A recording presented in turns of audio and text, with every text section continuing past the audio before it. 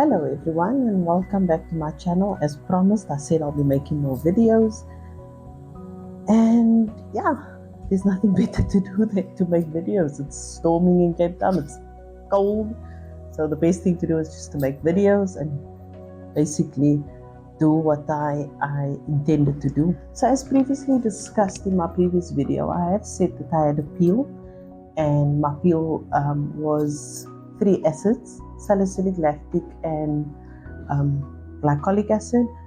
But then retinol was added, and retinol, as we know, it's vitamin A. Everything in life needs vitamin A. Vitamin A is a good source of life. So your cells need vitamin A basically to survive. So with that said, retinol also causes obviously your renewal of your skin cells. So what then happened, it almost, you want to say, it enhances your peel. So then what happened was, you'll have obviously retinol converting to retinoic acid to penetrate.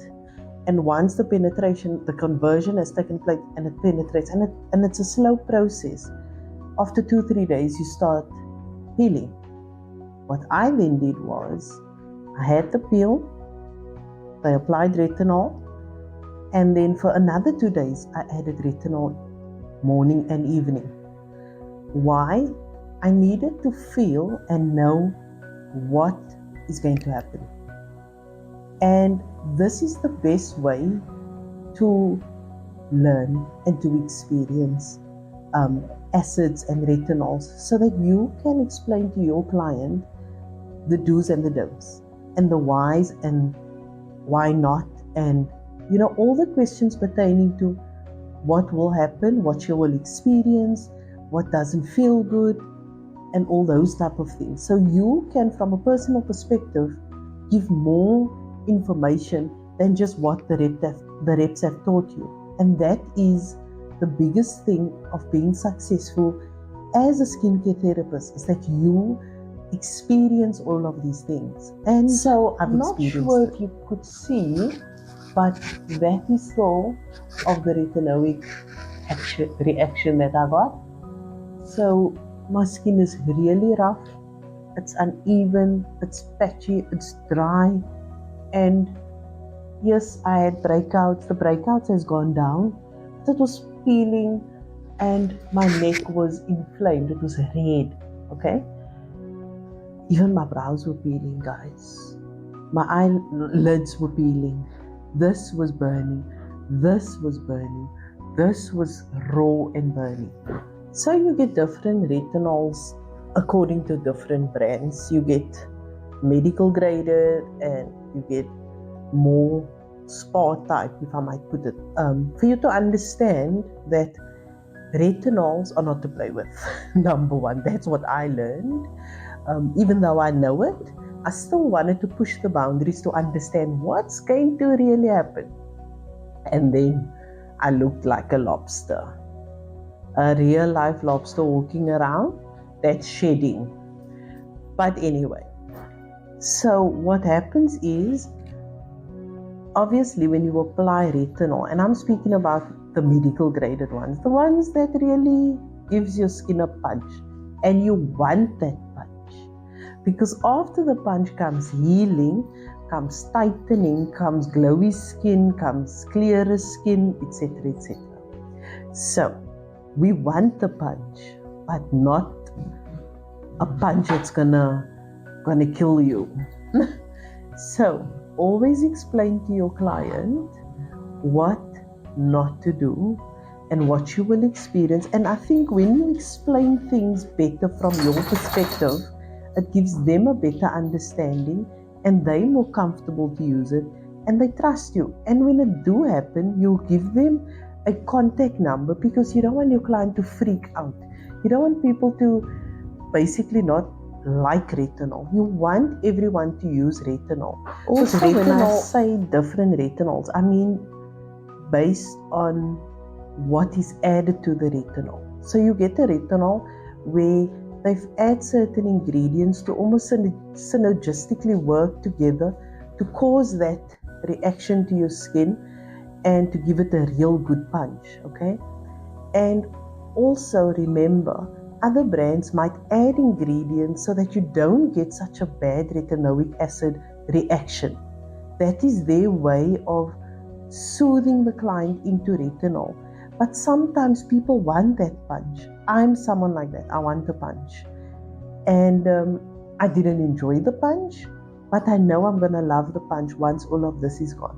My skin is still itchy, like my neck still itches, it's still patchy, my skin is still patchy, and it's okay. I know it's going to pass. And this is all things you need to tell your patients or your clients, because you don't want a bad vibe when it comes to retinol. You want people to understand, and you want to take skin to a different level. I am not about the feel, smell good type of products. This is going to do absolutely nothing to your skin. I'm about changing skin. So if I'm speaking to therapists out there, I'm speaking to the therapist that wants to change skin, that wants to make it. So with that said, this is where your product knowledge needs to come in. This is where you need to take that product, go and research what is in that product, understand that product, and understand what it's going to do for your patient. So if they've added ingredients that will not cause a bad retinoic acid, you need to explain that to your patient or your client. And if that is a product, and you need to try the product yourself. So you need to know what type of product is this and how it's going to work for my patient's skin. I need to go research this product. I need to know mechanism of action. I need to know all of these ingredients in this product so that my patient understands. And like I say, you want a reaction, but you also need to know what type of patient you have. Is it someone that likes to feel good, smell good, cream as thick as Kilimanjaro? And then what? What is it doing to your skin? Or do you have a patient that wants to see change? She wants to see a skin going from A to B. Her skin must feel like it went from A to B. You need to ascertain that. So therefore, you need to understand your patient. You need to understand your client, what you're dealing with, to understand what you will give her at the end of everything. So, as I said, retinol, I wanted to push its boundaries. And when your patient is someone that want to push boundaries but they're a bit scared, then give them the pros and the cons and tell them, apply the retinol not close to your orbital bone, not like Megan did. Apply it away from the orbital bone. Don't apply it to the neck maybe. Only apply it to your face first, because the neck is much more sensitive. It's itch. It's so annoying. It drives you insane. So you say all those things so she's aware. You can apply it to your neck. And remember, when you apply retinol, you apply one layer, you rub it in nicely. Then you apply more. Apply more. The more you apply, the more potent you're making it. So the worse your reaction will be. Once again, it depends on your product that you are using. So you need to understand your product. And you also need to understand where your client wants to go with the skin. Because again, not everyone likes this feeling. Not everyone wants to go through this feeling. And also, what if she has a wedding to go to the weekend and you are giving her a retinol that's going to make her flake and look like crusty crab, the way I did all week, even yesterday. Literally today my skin is a bit better. So it comes back to client satisfaction, speaking to your client, ascertaining where your client's at. Therefore, never leave your treatment room. Never ever leave your patient alone. Even if she's numbing, educate her why you're numbing her even. Because needling it's not a good feeling, but the more you can basically numb her, the better you can needle her and the better product penetrate. Explain these things to your clients, because at that point, it's your time. It's your time to educate her, and you're educating for free. She's not paying for the session of education, so take the time to educate. She can't jump off the bed or go anywhere. So that's the time you educate your clients. So I hope that I've given you enough information about retinol and what happened to my skin.